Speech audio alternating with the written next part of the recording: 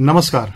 आज आकाशवाणी के इस केंद्र से हिंदी दिवस के उपलक्ष्य में एक विशेष कार्यक्रम का आयोजन किया गया है और इस आयोजन में मैं विजय तिवारी आकाशवाणी के तमाम प्रबुद्ध मनीषी और विद्वान श्रोताओं का हार्दिक स्वागत करता हूं, हार्दिक अभिवादन करता हूं। मित्रों, आज इस परिसंवाद में और भी जानकारी प्राप्त हो और ज्यादा बेहतर जानकारी हमें प्राप्त हो, इसलिए विशेष रूप से दो विद्वान मनीषी हमारे मध्य उपस्थित हैं।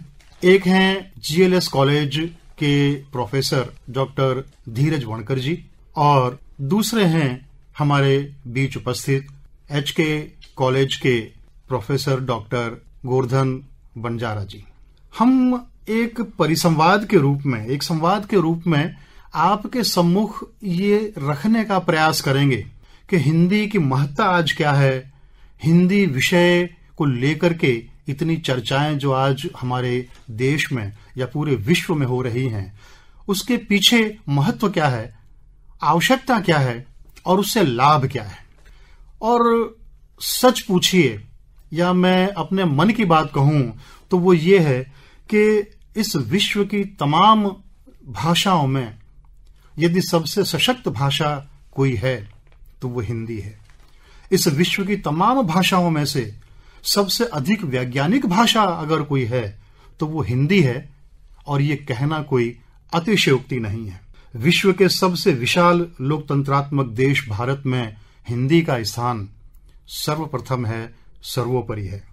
और हमारे इस देश में हिंदी का प्रचार प्रसार और हिंदी का विकास इस सीमा तक तो है ही है कि किसी भी अहिंदी भाषी प्रांत का व्यक्ति हिंदी भले ही बहुत अच्छी तरह से न बोल सके, लेकिन वो समझ जरूर लेता है। आप क्या कहना चाहते हैं, आपके विचार क्या हैं, ये बड़ी आसानी से वो समझ सकते हैं। हिंदी की एक सबसे बड़ी विशेषता यह भी है कि इसकी सरलता और सहजता इतनी है कि इसके संपर्क में यदि कोई एक बार आए तो बहुत जल्दी फिर इसके आकर्षण के मोह से वो छूट नहीं पाता है। और इसीलिए प्राचीन समय से ही हिंदी की सर्वोपरिता, सर्वप्रियता यकीनन निर्विवाद है। आज से ही नहीं, बहुत प्राचीन समय से ही तीर्थ स्थानों में, पर्यटन केंद्रों में, व्यापारिक मंडियों में, साधु संतों में, सार्वजनिक उत्सवों में, कवि पंडितों में, राज दरबारों में भावों के आदान प्रदान की भाषा हिंदी ही रही है। और सदियों पूर्व से ही राजभाषा का गौरवपूर्ण स्थान हिंदी को अनायास प्राप्त है। किसी से मांगने की या किसी से छीनने की आवश्यकता हिंदी को कभी नहीं पड़ी। और आज भी, आज के इस अत्याधुनिक युग में भी हमारे भारत देश में ही नहीं, भारत से बाहर भी शताधिक राष्ट्रों में, 100 से अधिक राष्ट्रों में हिंदी के अध्ययन अध्यापन की संपूर्ण व्यवस्था है। और ये व्यवस्था कहां तक है, किस तरह से है, मैं सबसे पहले आमंत्रित कर रहा हूं डॉक्टर धीरज वणकर जी को और उनसे निवेदन है कि वो बताएं कि सिर्फ हमारे ही देश में नहीं बल्कि भारत से बाहर भी हिंदी के अध्ययन अध्यापन की स्थिति कहां तक है। भाई धीरज जी। धन्यवाद तिवारी जी। श्रोताओं को सबसे पहले तो मैं हिंदी दिवस की बहुत बहुत शुभकामना देना चाहूंगा।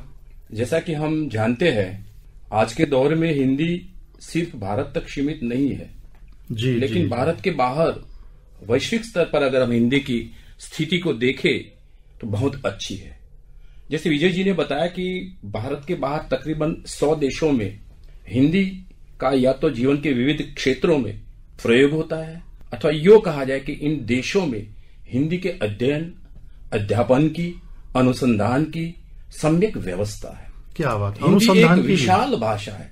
अच्छा। अब यह निर्विवाद है कि चीनी यानी उनकी एक बोली है मंदारिन, उस चीनी भाषा के बाद हिंदी संसार की दूसरे नंबर की सबसे अधिक बोली जाने वाली भाषा। क्या बात है, बहुत बढ़िया। यहां तक कि विदेशों में हिंदी की स्थिति की बात करें तो नेपाल, पाकिस्तान, श्रीलंका, फिजी, जापान, चीन, America, England, Australia, Germany, France, Denmark, Cuba, Guyana, Suriname, Mauritius, Trinidad, Italy, Canada, दक्षिण अफ्रीका, मलेशिया, सिंगापुर, यानी कि तकरीबन भारत के बाहर विश्व के 100 से अधिक देशों में हिंदी में अध्ययन होता है, अध्यापन काम होता है, अनुसंधान का काम होता है। इन देशों में हिंदी के प्रति युवाओं का चाव बढ़ रहा है। जापान जैसे देश में अगर हम बात करें तो वहां टोक्यो और ओसाका नाम 2 विश्वविद्यालय है। वहां भारतीय भाषाओं का एक विभाग है और उन भारतीय भाषाओं के विभाग में हिंदी पढ़ाई जाती है। तकरीबन 20 से अधिक विश्वविद्यालयों में जापान में हिंदी पढ़ाई जाती है। शोध कार्य होता है, ज्वालामुखी और सर्वोदय नाम की 2 पत्रिकाएं जो है वो वहां से प्रकाशित होती। अमेरिका जैसे देश की बात करें तो अमेरिका में हिंदी का प्रचार और प्रसार तेजी से हो रहा है। बहुत ज्यादा, लगभग 40 से अधिक विश्वविद्यालयों में हिंदी वहां पढ़ाई जाती है। अनेक कॉलेजों में हिंदी के 4 वर्षीय 5 वर्षीय पाठ्यक्रम वहां चल रहे हैं। अमेरिका में पाठ्य पुस्तकों का केवल पढ़ाई तक सीमित नहीं है, लेकिन जो रचनाकार रचनात्मक कृतियां लिखते हैं, इन कृतियों का प्रकाशन कार्य करना भी एक बहुत अच्छी समुचित व्यवस्था वहां है। वहां समय समय पर अमेरिका में कवि सम्मेलन का भी विजय भाई वहां आयोजन होता रहता है। और ताकि लोगों तक हिंदी का प्रचार प्रसार हो, 480 पेज की एक मूल भारतीय वंश के रचनाकार का नाम है अरुण प्रकाश, मूल भारतीय है। 480 पेज की एक किताब 8 साल में उन्होंने तैयार की, जिसका नाम है नमस्ते जी। और उस नमस्ते जी नामक किताब को जब अरुण प्रकाश जी ने 8 साल के गहन अध्ययन के बाद इनका प्रकाशन कार्य किया, वो वहां पाठ्यक्रम में शामिल है।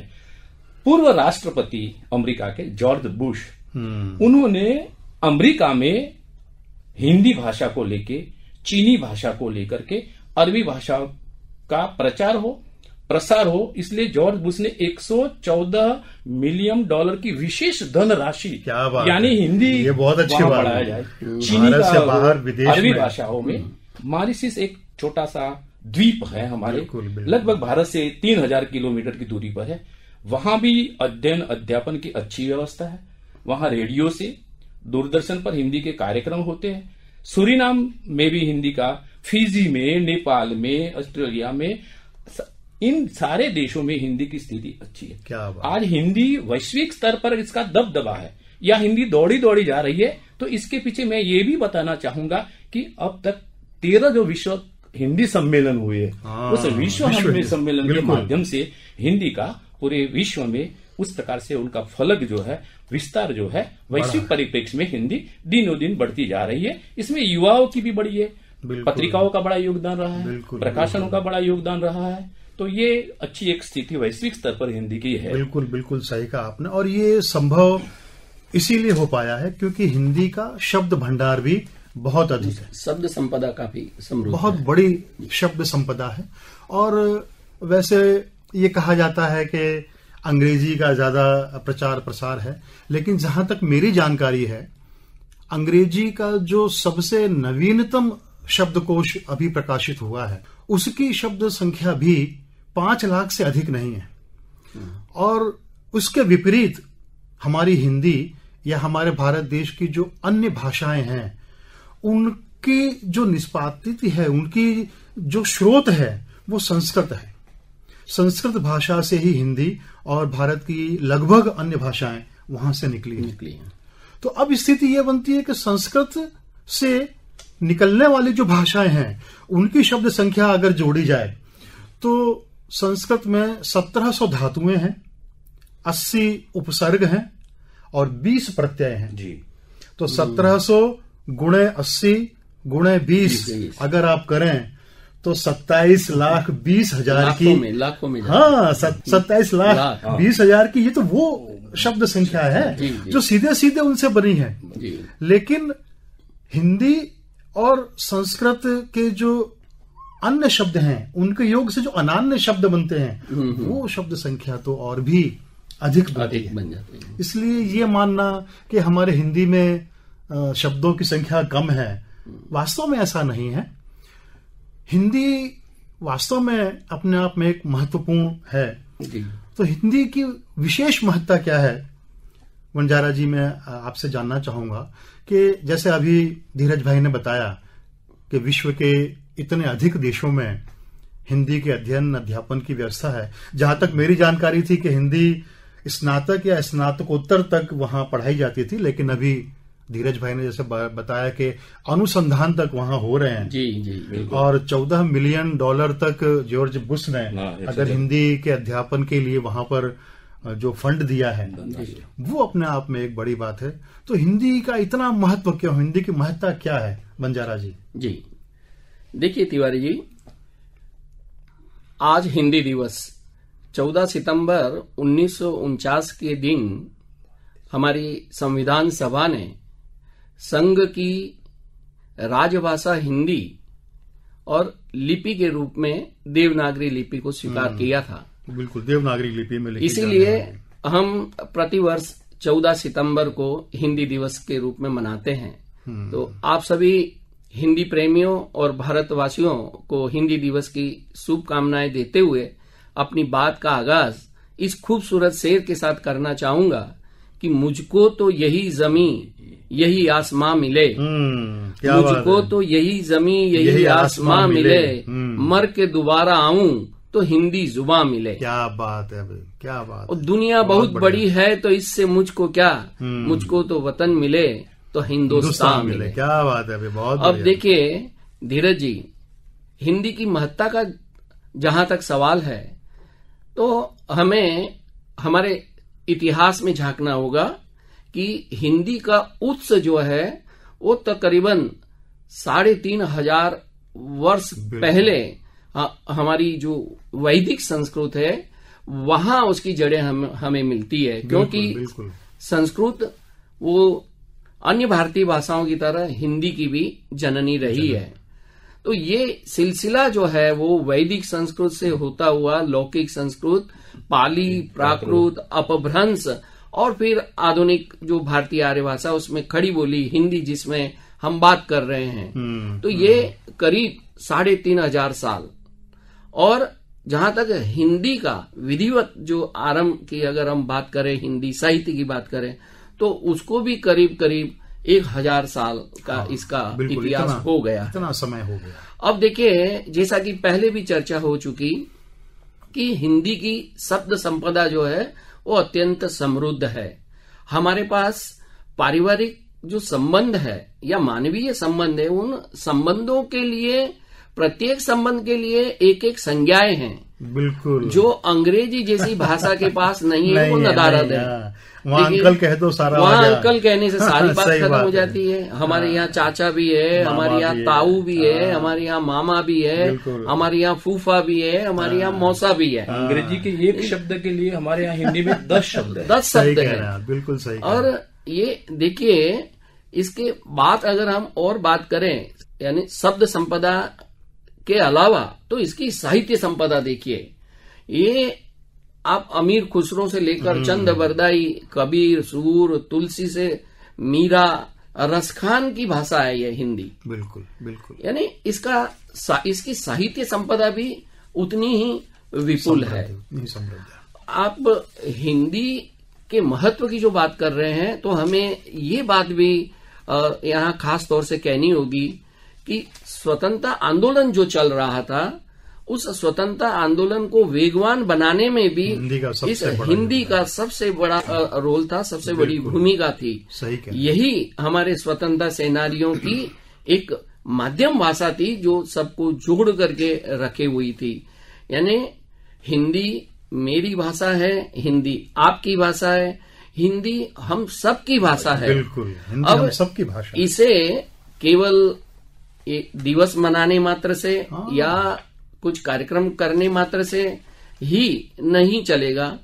जब तक मैं कहता हूं कि किसी कार्यालय के लिपिक से लेकर के अध्यापक हैं, डॉक्टर्स हैं, इंजीनियर्स हैं, कल कारखानों में काम करने वाले मजदूर है, खेतीहर है, विद्यार्थी है, जन जन तक लोग सभी किसी नियम या अधिनियम के तहत नहीं लेकिन दिल से हिंदी बोलना शुरू करेंगे।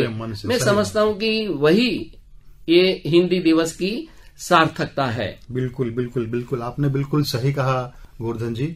और जैसा कि आपने बताया कि हिंदी जन जन की भाषा है, इतनी लोकप्रिय है, इतनी सर्वप्रिय है, इसके बावजूद एक कड़वी सच्चाई यह भी है कि इतने वर्षों की गुलामी के बावजूद, या यूं कहा जाए कि हमारा देश एक लंबे समय तक गुलाम रहा, और अब मानसिकता ऐसी बन गई है, हमारे अवचेतन मन में कहीं ये बात बैठा दी गई है, हमें इस तरह से समझा दिया गया है कि जितने भी छोटे छोटे काम हैं वो सारे के सारे अंग्रेजी में ही करने चाहिए।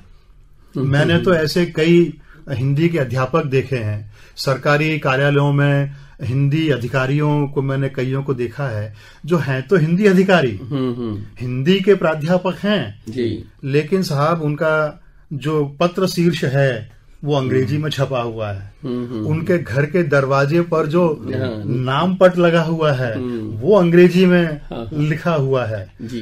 वो जब चेक लिखते हैं तो अंग्रेजी में लिखते हैं, उस पर हस्ताक्षर करते हैं तो वो भी अंग्रेजी में करते हैं, कहीं रेलवे का आरक्षण प्रपत्र भरेंगे तो वो भी अंग्रेजी में भरेंगे। मतलब हमारे मन में ये बैठा दिया गया है कि अगर आपने ये सारे छोटे छोटे काम हिंदी में किए या किसी प्रादेशिक भाषा में किए तो देखने वाला आपको बड़ा हीन समझेगा, बड़ा छोटा समझेगा कि बोला यार तो देहाती आदमी है। अपने आप को और ज्यादा आधुनिक बताने के लिए और ज्यादा मॉडर्न और एडवांस बताने के लिए ये सारे छोटे काम जो हैं वो हम अंग्रेजी में करते हैं, ऐसा हमारे मन में बैठा दिया गया।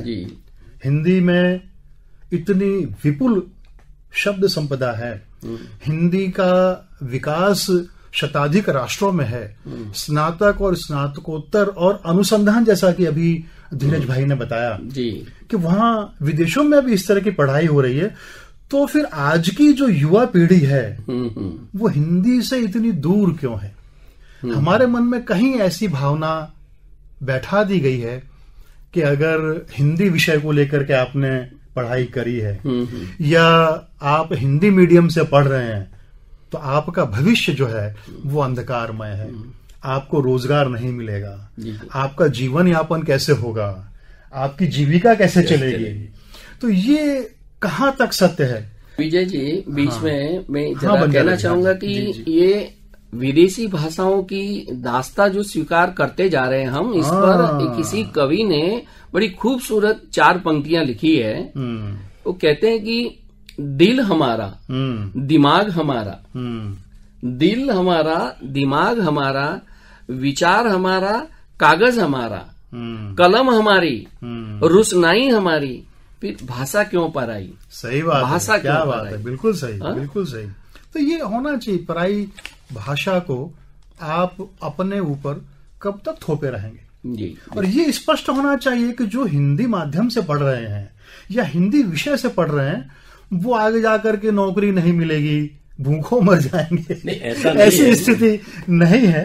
तो धीरज भाई आप जरा इस पर कुछ बताएं। सच यही है कि हिंदी में भी रोजगार के कई अवसर हैं।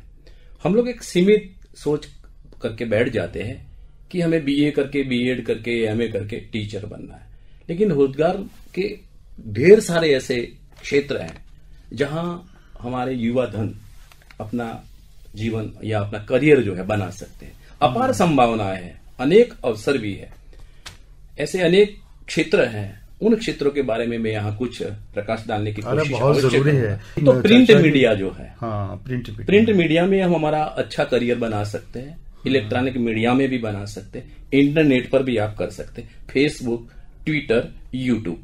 सबसे पहला रोजगार का एक अच्छा क्षेत्र है वो है पत्रकारिता का। उस पत्रकारिता के क्षेत्र में अगर हमारी आवाज अच्छी है, आप एक अच्छे उद्घोषक बन सकते हैं, आप एक पत्रकार बन सकते हैं, संवाददाता बन सकते हैं। और जितने भी भारत सरकार के संस्थाएं हैं, भारत सरकार के जितने कार्यालय हैं, इन भारत सरकार के कार्यालयों में एक हिंदी अधिकारी की नियुक्ति होती है। स्पेशल हिंदी से जो बीए एमए हुआ है, एक हिंदी अधिकारी की नियुक्ति की जा सकती है और हिंदी में अच्छी तरह से कामकाज कर सकता है। छात्र अध्यापन के क्षेत्र में प्राथमिक शाला का शिक्षक बन सकता है, माध्यमिक शाला का बन सकता है। एक अच्छा क्षेत्र रोजगार का है अनुवाद का। आज अच्छे अनुवादक की बहुत जरूरत है, अच्छे अनुवादक नहीं मिल रहे हैं किसी भाषा की उत्तम कृति। सही, बिल्कुल सही कहा आपने। अगर रविंद्रनाथ टैगोर की गीतांजलि का अंग्रेजी में अगर अनुवाद नहीं होता तो मैं समझता हूं कि रविंद्रनाथ टैगोर को ये नोबेल पुरस्कार जो मिला वो नहीं मिला। बिल्कुल, हमारे प्रेम की बहुत बड़ी भूमिका रही। हमारे प्रेमचंद पूरी दुनिया में क्यों इतने प्रासंगिक आज भी है। जितने भी उत्तम कृतियों का अनुवाद हुआ उसमें गोदान का लगभग भारत के बाहर दुनिया के कई देशों की भाषाओं में इसका अनुवाद तो एक अच्छा क्षेत्र है, वो है अनुवाद का। जैसे जैसे हिंदी का प्रचार बढ़ता गया, हिंदी विश्व में दौड़ी दौड़ी जाने लगी, वैसे वैसे अनुवादकों की और दुभाषियों की इतनी ही जरूरत पड़ी। इतनी ही मांग हम बढ़ी, किसी भी अच्छे स्थलों पर हम स्थल देखने के लिए जाते हैं तो वहां हमें जरूरत पड़ती है दो भाषा को जानने वाले गाइड की। एक रेडियो जॉकी एक अच्छा बहुत क्षेत्र है, और उस रेडियो जॉकी में आप समाचार वाचक के रूप में भी आप अपना करियर बना सकते हैं, रचनात्मक लेखन आप कर सकते हैं, सिनेमा जगत है, पटकथा लिख सकते हैं, अनुवाद का है। अरे आप अच्छे गीतकार बन सकते हैं। किसी रामायण और महाभारत जैसी दो सीरियल जो आई 1982-84 में, उन रामायण ने दूरदर्शन पर जब उस धारावाहिक का प्रसारण हुआ तो पूरे भारत के 80% लोगों तक हिंदी पहुंची। जब रामायण और महाभारत दोनों सीरियल का हिंदी में उसका फिल्मों के माध्यम से भी, और तो इस प्रकार से विश्व में से कई ऐसी पत्रिकाएं भी है जो निकल रही है, ढेर सारी पत्रिकाएं निकल रही है। अभी एक पत्रिका सितंबर 2024 का अंक मेरे सामने आया कवितावली का, जिसमें इनकी ही एक गजल का मुझे बहुत अच्छा लगा। मशीनी दौर में सब जी रहे हैं, मशीनी दौर में सब जी रहे हैं, न जाने किस दिशा में सब चल रहे हैं। तमाशा ये बड़ाई है, तमाशा ये बड़ाई है गजब का, यहां पर बाढ़ में प्यासे मर रहे हैं। तो कई ऐसी पत्रिकाएं हैं जो भारत के बाहर से ढेरों पत्रिकाएं, और जब तक किसी भी रचनाकार की रचना अवश्य आएगी लेकिन वो छपेगी नहीं, प्रकाशन नहीं होगा, पत्र पत्रिकाओं में वो आएगा नहीं, तब तक हिंदी आगे नहीं बढ़ पाएगी। बिल्कुल बिल्कुल सही कहा आपने। और जैसे कि आपने कहा कि विश्व की अन्य देशों में से हिंदी की पत्रिकाएं प्रकाशित हो रही हैं। आपने धीरज भाई कहा कि हिंदी अधिकारी के रूप में आप अपना कैरियर बना सकते हैं। मैं ऐसे कई हिंदी अधिकारियों को जानता हूं जिनसे मैं मिलता रहा हूं। उनके पास जब फाइल आती है तो वो हिंदी अधिकारी उस फाइल के कोने पर टिप्पणी लिखते हैं, वो अंग्रेजी में लिखते थे। तो ये जो स्थिति है वो बड़ी ही दयनीय स्थिति है।